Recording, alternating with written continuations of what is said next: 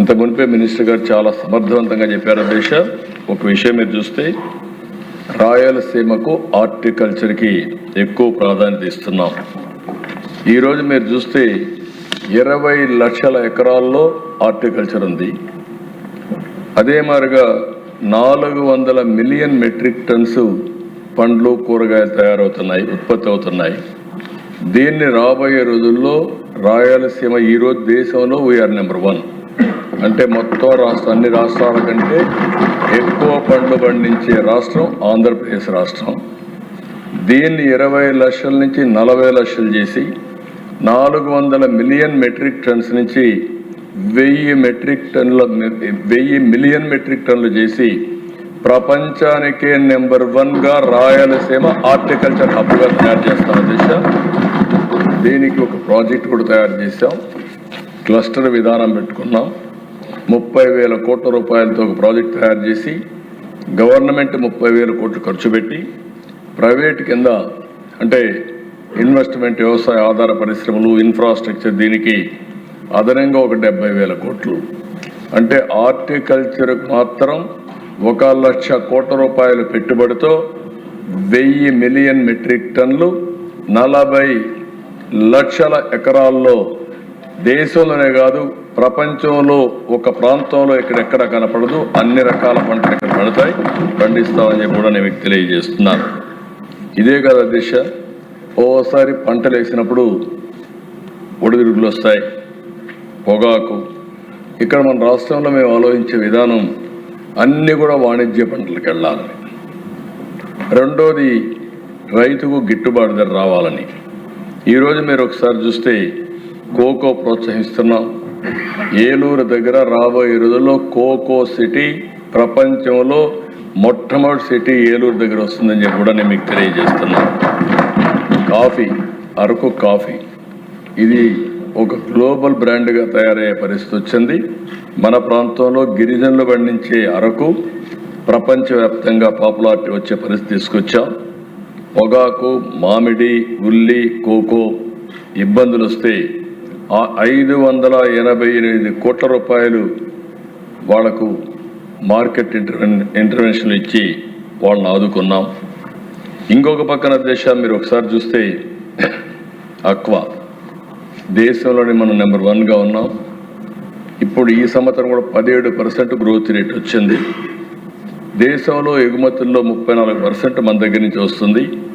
అందుకే అక్వా జోన్ని పెద్ద ఎత్తున అభివృద్ధి చేసి ఇంత మునుపు మాయమాటలు చెప్తే ₹1.50 యూనిట్ కరెంట్ ఇచ్చి మళ్ళీ అక్వాని రివైవ్ చేసిన ఘనత ఎన్డీఏ ప్రభుత్వానికి దక్కిందని చెప్పి కూడా నేను మీకు తెలియజేస్తున్నాను.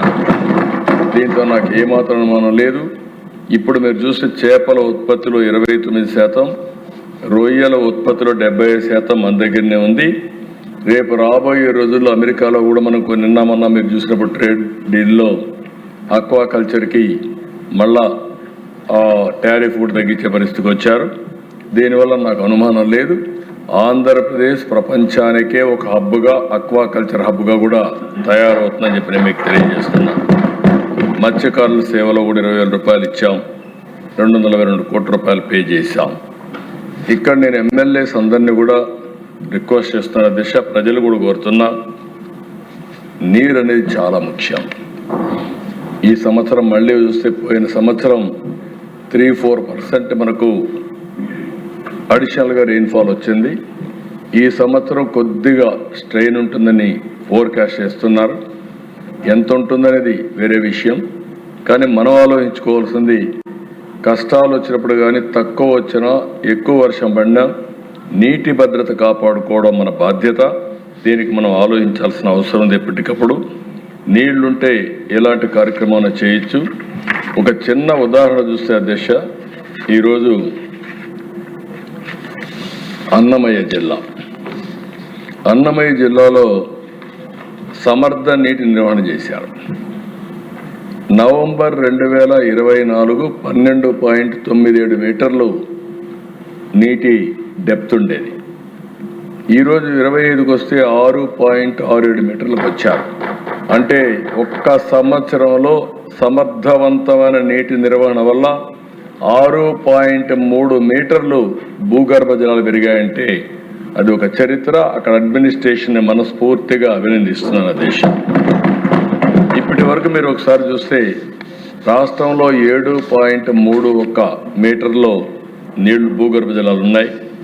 ఇంకొక పక్కన దేశ దీనివల్ల లాభం ఏంటని మీరు ఒకసారి ఆలోచిస్తే, మామూలుగా వీళ్ళు 24లో 336 మిలియన్ యూనిట్లు విద్యుత్ వాడితే 25లో 221 మిలియన్ యూనిట్లు మాత్రమే వాడారు. దీని విలువ దేశ డిపార్ట్మెంట్కి సేవింగ్ చూస్తే 95 కోట్లు. 115 మిలియన్ యూనిట్ల ఆదాయం దానికి 95 కోట్ల రూపాయలు సేవ్ అయ్యే పరిస్థితి వచ్చింది. సమర్థవంతంగా మనం పనిచేస్తే ఎలాంటి ఫలితాలు వస్తాయో ఒక ఉదాహరణ. దీనికి అదనంగా మీరు ఒకసారి చూస్తే 20,000 హెక్టార్లు ఉద్యాన పంటలు పెరిగాయి. దీని విలువ 1634 కోట్లు. అంటే మన జిఎస్డిపి 1634 కోట్లు పెరిగింది. అదే మరి నీటి వల్ల భూగర్భ జలాలు పెరిగాయి కాబట్టి 95 కోట్ల రూపాయలు ఆదాయ పరిస్థితి వచ్చింది. అందుకే అధ్యక్ష అందరిని కోరుతున్నాం, దీనిపైన సాగునీటి సంఘాలు కూడా ఉన్నాయి. మీరు వాళ్ళని ఎప్పటికప్పుడు డ్రైవ్ చేయగలిగి రైతులు కూడా సమాయత్తం చేయగలిగితే సమర్థవంతమైన నీటి నిర్వహణ చేసి నీటి ఎద్దడిని పూర్తిగా నివారించే పరిస్థితి వస్తుంది. అందుకే ఈ ప్రభుత్వ విధానం +3 పోస్ట్ మాన్సూన్, -8 ప్రీ మాన్సూన్, ఇది ఒక పాలసీ కింద పెట్టుకున్నాం. దీనికోసం అన్ని విధాలా ముందుకు పోతామని చెప్పి కూడా నేను మీకు తెలియజేస్తున్నాను. ఇంకొక పక్కన దిశ ఈరోజు ఈ విషయాలు మనం చూసినప్పుడు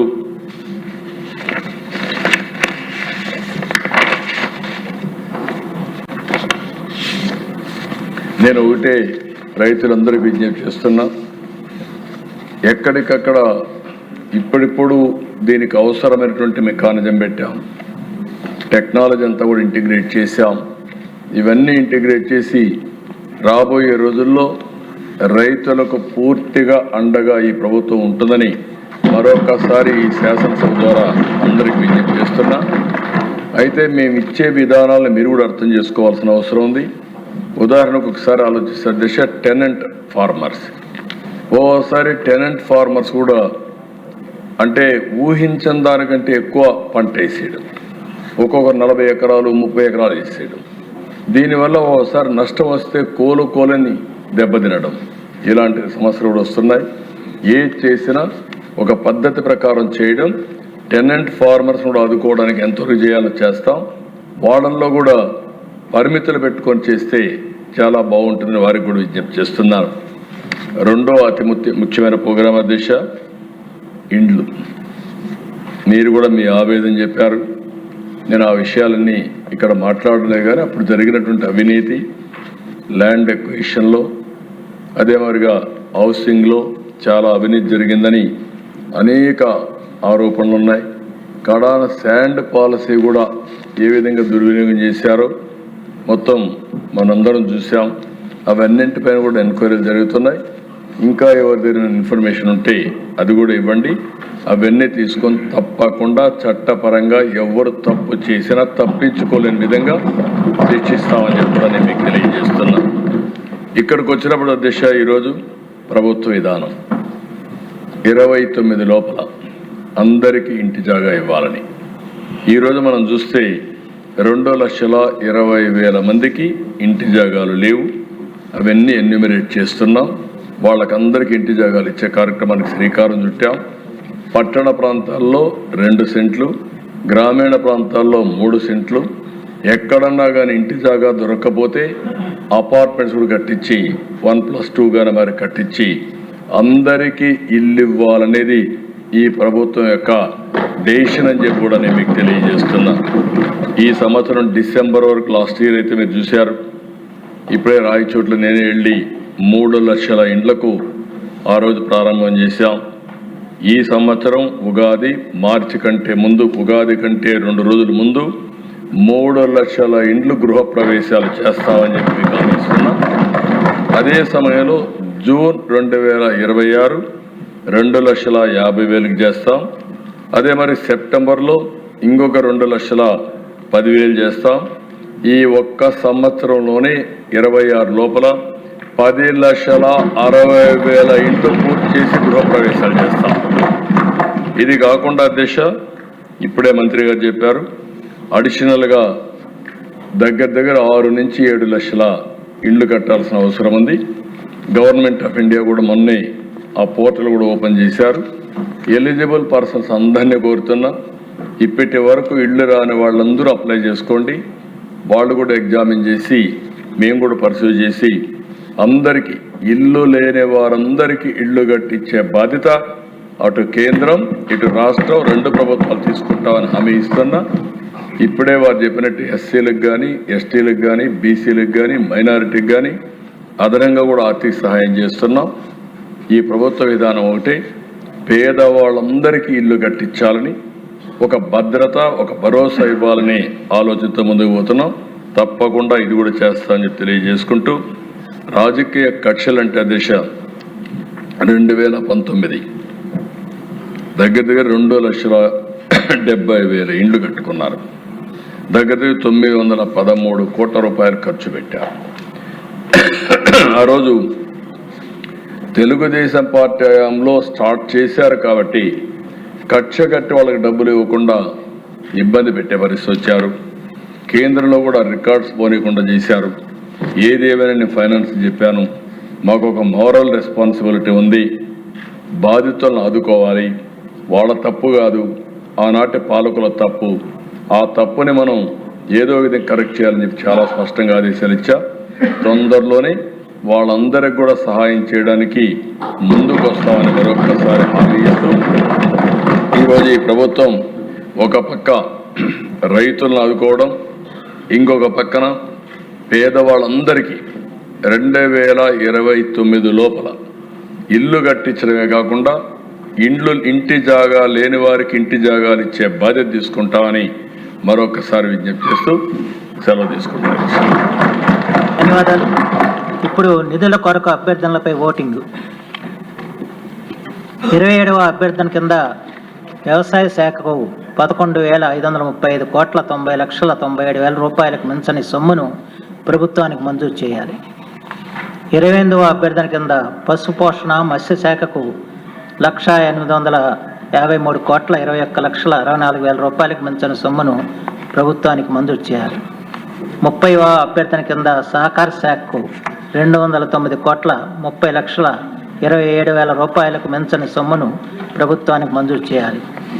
18వ అభ్యర్థన కింద గృహ నిర్మాణ శాఖకు 6,357 కోట్ల 30,97,000 రూపాయలకు మించిన సొమ్మును ప్రభుత్వానికి మంజూరు చేయాలి. 19వ అభ్యర్థన కింద సమాచార పౌర సంబంధాల శాఖకు 329 కోట్ల 56,97,000 రూపాయలకు మించిన సొమ్మును ప్రభుత్వానికి మంజూరు చేయాలి. ఈ అభ్యర్థనలకు సుముఖంగా ఉన్నవారు అవును అనండి, వ్యతిరేకంగా ఉన్నవారు కాదు అనండి. అవునన్నారు అందరూ అవునన్నారు కావున నిధుల కొరకు అభ్యర్థనలను మంజూరు చేయడమైంది. ఈనాటి సమావేశం ఇంతటితో ముగిసింది. తిరిగి బుధవారం అంటే 4 మార్చి 2026 ఉదయం 9 గంటలకు కలుద్దాం. నమస్కారం.